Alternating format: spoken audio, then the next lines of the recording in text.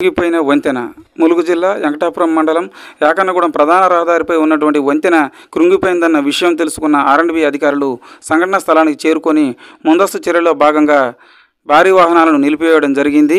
Bridge ఎంత మేర కృంగిపోయిందో కొలతల ద్వారా సమాచారం సేకరించి వంతెన కిందికి దిగి మరీ బ్రిడ్జి పరిస్థితి ఎలా ఉందో గమనించిన అధికారులు ముందస్తు చర్యల్లో భాగంగా భారీ వాహనాలను నిలిపివేశారు. అంతవరకు అంతా బాగానే ఉంది.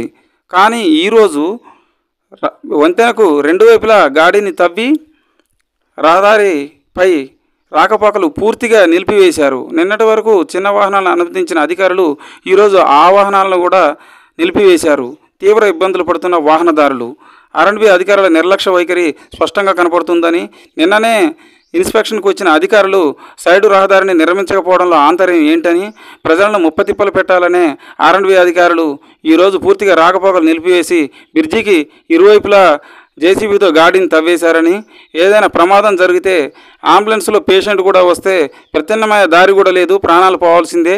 రెండు జిల్లాలను ఇబ్బందులకు గురి చేయడం ఆర్ఎండ్బి అధికారులు పద్ధతి సరైనది కాదని రెండు జిల్లాల ప్రజలు చర్చించుకుంటున్నారు.